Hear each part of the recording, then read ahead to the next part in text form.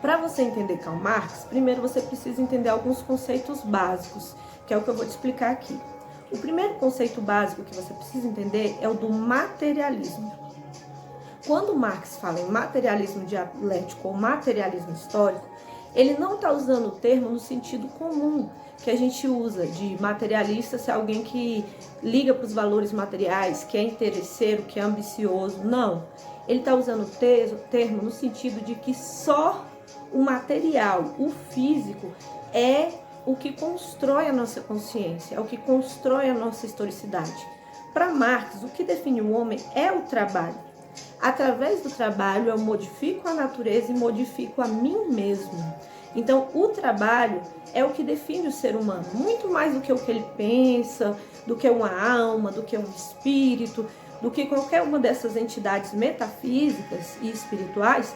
Para Marx, o que me define é o que eu faço. E o que eu faço é o que eu sou. E depois que eu faço, depois que eu existo, aí sim eu tenho uma consciência, que é histórica. Aí você pensa, nossa, parece Sartre. Sim, Karl Marx influencia muito o pensamento de Sartre, uma vez que Karl Marx viveu de 1818 a 1883 e Sartre só nasceu lá nos anos de 1900 e pouco. Então, ele é sim uma influência forte no pensamento dos existencialistas. Ele tem alta conta o pensamento hegeliano. Karl Marx, ele costumam dizer que ele pegou o pensamento do Hegel e trouxe para a Terra, porque o pensamento do Hegel é muito metafísico, muito teórico, e ele achou uma aplicação prática, para o pensamento do Hegel. E aí onde entra o segundo conceito importante que você precisa para entender Marx, o conceito de dialética. Dialética é uma palavra na filosofia que é utilizada desde a época da filosofia clássica. A gente fala, por exemplo, em dialética socrática. Só que no caso de Sócrates, quando eu falo de dialética, eu estou falando de diálogo mesmo, de ironia e maiêutica, quando ele desconstruía o pensamento já pré-estabelecido e ajudava a pessoa a dar à luz a novas ideias. Com Hegel, essa ideia de dialética modifica-se um pouco. Hegel vai perceber que a estrutura do mundo, isso tanto no nível material, quanto no nível histórico, quanto no nível político, quanto no nível social, é tese mais antítese igual a síntese. Ou seja, primeiro eu tenho um movimento conservador, depois um movimento libertário e depois uma síntese, que é uma mistura dos dois. Ou seja, eu tenho leite, depois eu tenho café e depois eu tenho leite com café, que é a síntese. Essa síntese se torna uma nova tese e aí vai vir outra coisa que vai supor essa tese chamada de antítese para formar uma nova síntese. E assim é o movimento da história do mundo para Hegel, tanto em nível atômico, material, quanto em nível político, como eu já falei, Mais ou menos quando a gente está construindo um trabalho em grupo, você vem com ideia, o coleguinha vem com outra ideia contrária, vocês discutem e ali gera uma síntese, que é um pouco da ideia dos dois, que é o melhor da ideia dos dois, o mais forte da ideia dos dois. Então, para Hegel, o mundo se constrói assim: tese mais antítese igual a síntese. E Karl Marx vai dizer, e a sociedade também se constrói assim, Só que ele vai colocar também como classes, os opressores, os oprimidos e a classe esclarecida que vai vir e vai subverter toda essa ordem. Karl Marx, gente, é um filósofo muito importante, porque ele não se limitou, como ele mesmo disse, a interpretar o mundo, mas a transformá-lo. Ele falou, gente, até aqui a filosofia só queria interpretar o mundo. A gente só explicava o que já existia ou criava modelos ideais para o que deveria existir. Só que isso não é o papel do filósofo. O papel do filósofo é transformar o mundo. Porque uma vez que o mundo não é uma entidade pronta, espiritual, já dada, nem o próprio ser humano é essa entidade pronta, espiritual, já dada, o que importa é o que fazemos. E o que fazemos é o que vai existir, é o que vai ser. Então nós temos toda a liberdade, todo o controle para modificar esse sistema e transformar ele num sistema mais justo, num sistema mais igualitário. Por isso que Marx fala, até aqui interpretaram o mundo e agora vamos transformá-lo. E por isso o alcance dele em todas as áreas de conhecimento. Você estuda Marx em política, em sociologia, em filosofia, em história, É quase impossível uma pessoa, no mundo de hoje, não estudar marketing em nenhuma etapa da sua vida. Porque o que ele falou modificou o mundo e modifica muito até hoje.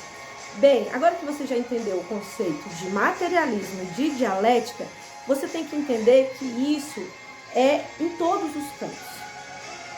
Antigamente, a gente entendia a história como a soma das ações dos indivíduos, ou seja, o indivíduo que produzia a história.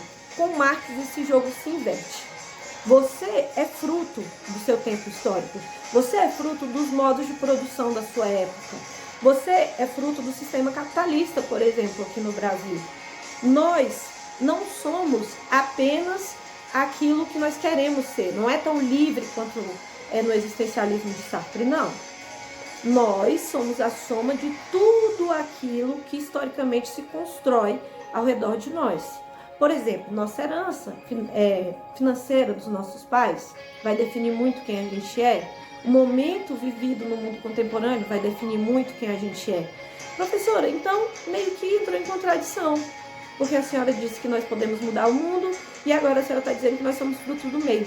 Sim, quando eu tenho consciência de que eu sou fruto do meu meio e que o meu meio, o meu modo de produção me fez dessa maneira, eu posso modificar o jogo. Porque tem outros dois conceitos muito importantes em Karl Marx, o da infraestrutura e o da superestrutura.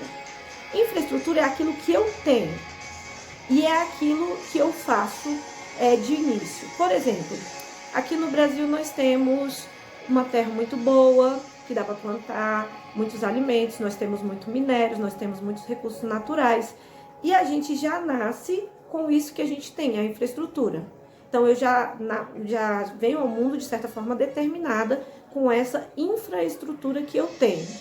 E, ao mesmo tempo, com a infraestrutura que me é fornecida pelos meus pais, né? Pelas condições econômicas que eu tenho. Mas, o que me limita a continuar fazendo a mesma coisa, a continuar servindo o mesmo regime, mesmo achando que ele é injusto, a continuar sendo trabalhador nessa indústria vital, o que me resume a isso é a superestrutura. A superestrutura é a ideologia que fala, para você ser bem-sucedido, você tem que ser assim. Você tem que ser um operário, ter poder de compra, ter determinados objetos, ser determinado dessa maneira. Então, nós temos a infraestrutura que é determinada por meios materiais, tem muito a ver com o local que a gente vive e com as condições materiais até do nosso próprio corpo. E temos a superestrutura, que é a ideologia dominante do modo de produção, que vai fazer com que a gente repita tudo que o sistema fez até aqui. Então você tem que ficar claro com isso. Infraestrutura é o que me é dado e superestrutura é a ideia que me colocam na cabeça. A infraestrutura eu posso mudar? Não. Eu não posso mudar as delimitações do meu corpo, por exemplo, ou o meu local de nascimento, ou a minha família. São coisas que eu não posso mudar. Mas na superestrutura eu posso mudar. Eu posso não acreditar nessa ideologia que me vendem que para ser bem sucedida eu tenho que ser assim, assim, assim, eu tenho que ter tais e tais objetos de consumo. Então, na superestrutura que a gente vai começar a operar a mudança. Lembrando que ela só será verdadeira quando eu conseguir influenciar a infraestrutura, ou seja, distribuir de maneira igualitária os meios de produção, né? Quando ninguém possa ser, como eu posso dizer, escravizado pelo outro, porque o outro tem mais ou já tem meios de produção e eu não. Agora que você entendeu o que é infraestrutura e superestrutura, está na hora da gente entender o que é alienação e mais-valia. As pessoas usam esses termos como se fosse simples, como se a gente já conhecesse. Primeiro, mais-valia é simples. É o excedente do meu trabalho que enriquece o meu patrão. Por exemplo, todos os industriais compram matéria-prima no mesmo lugar, então eles pagam basicamente o mesmo preço pela matéria-prima. Por que alguns industriais são bem-sucedidos e ficam mais ricos e outros não são tão bem-sucedidos e falem ou ficam pobres ou ficam menos ricos? Por quê? Alguns exploram mais a força de trabalho dos seus funcionários e outros exploram menos. Alguns fazem seus funcionários produzirem mais e eles não repassam os lucros desse excesso de produção dos seus funcionários. E nisso eles vão enriquecendo. Por exemplo, o dono de uma loja de calçados. Se ele vender, digamos, 100 calçados no mês, já dá para ele pagar todos os funcionários, o aluguel, a água e a luz. Imagine que são calçados de grife, né? Calçados muito bons, muito caros. Só que ele vende 500 calçados por mês. E esse excesso é a mais-valia. Esse excesso que ele não repassa o lucro para quem de fato está trabalhando, para quem está produzindo e para quem está vendendo, né, aquele produto. Ele não repassa parte do lucro para o vendedor e nem muito menos para a pessoa que produziu o calçado, ele fica para ele. Então ele, sem trabalhar, sem nenhuma força de trabalho ou trabalhando muito pouco, apenas para administrar, ele recebe o lucro pelo trabalho de, sei lá, 15, 16 funcionários que ele tem ali naquela loja, naquela empresa. Então, mais valia, se cair uma questão, você tiver que responder, é isso. É o excedente, o lucro excedente da produção dos trabalhadores, a qual o proprietário, o dono da loja, o industrial, o capitalista, pega aquele trabalho para si e não repassa esses lucros. Eu acho engraçado que tem muita gente que acha isso justo. Fala, não é justo que ele não trabalhe e ganhe em cima do trabalho de 15 e 16 pessoas, porque ele já tem a loja, porque ele teve trabalho para construir a loja, porque ele teve trabalho para construir a indústria. O que nem sempre é verdade, porque essa infraestrutura, por conta da superestrutura, tende a continuar. Os ricos no nosso país provavelmente são filhos dos ricos, lá da época do Brasil colônia. Você percebe isso quando você compara, por exemplo, o número de pessoas ricas brancas e o número de pessoas ricas negras. Há uma herança financeira que faz com que essas pessoas que são ricas continuem cada vez mais ricas.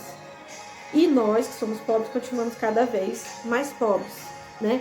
Porque a superestrutura que é a ideologia vai me dizendo que eu tenho que perpetuar isso, e que isso é justo, e que isso é certo, e que isso é bom. Bem, então isso é alienação, professor? Eu achar que isso é certo? Não, isso não é alienação. Alienação significa, em última análise, transferir.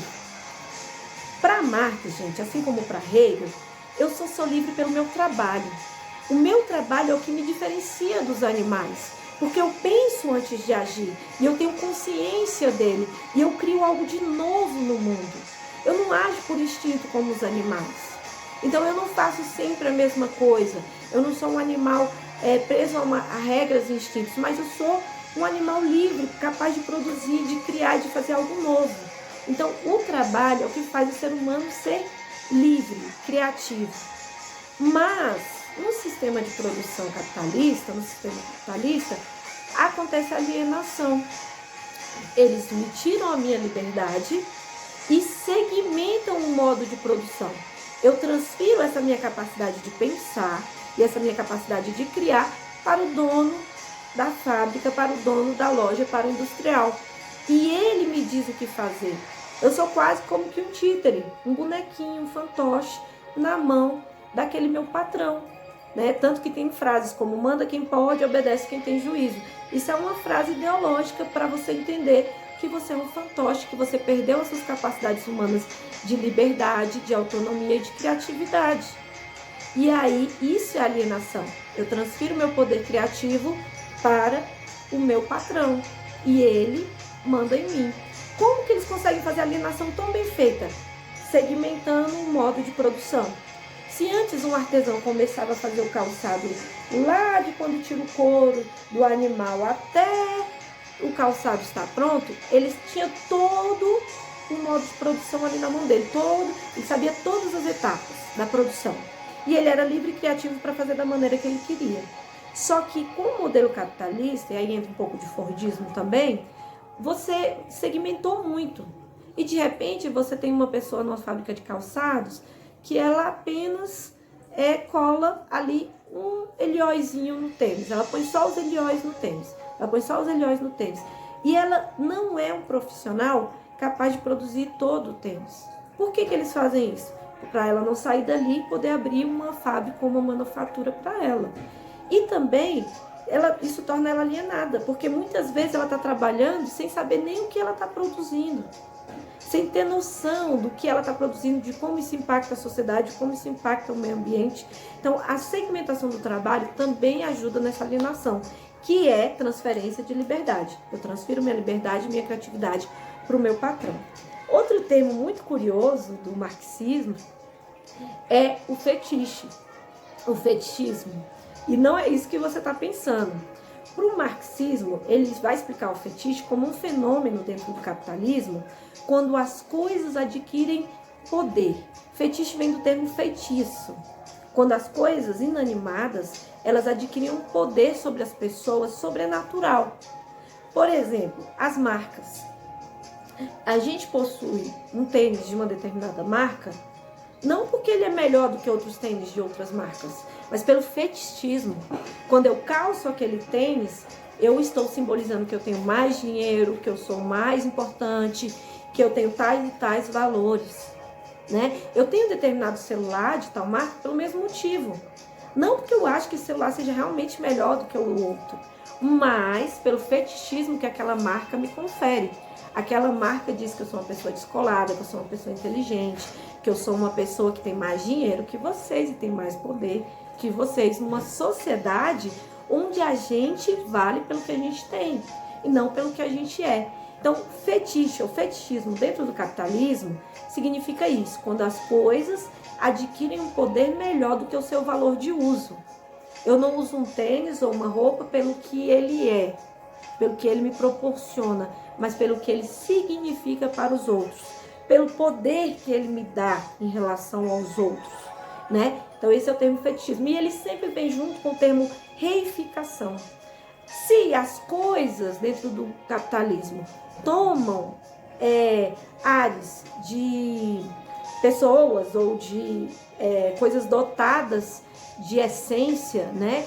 Como eu falei das marcas, as pessoas vão se tornando cada vez mais mercadoria, cada vez mais objeto. Reificação é quando eu não sou nada além de números. Quando eu não sou nada além de um mero trabalhador que faz uma etapa tão pequena do processo de produção, que se eu adoecer, ou se eu morrer, ou se eu for ferida na própria linha de produção, eles vêm e substituem por outro, como se eu fosse um objeto dentro daquela indústria, dentro daquela empresa. Então, reificação é tornar as pessoas objetos.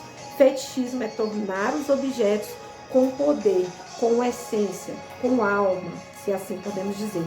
Bem, esses são os termos que eu acho mais interessantes de você entender para começar a ler Marx, né?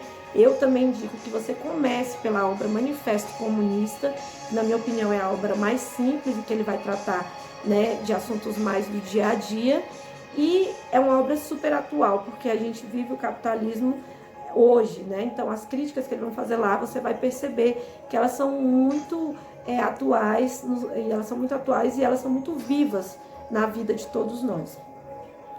Por hoje nós ficamos por aqui com a nossa aula de Marx.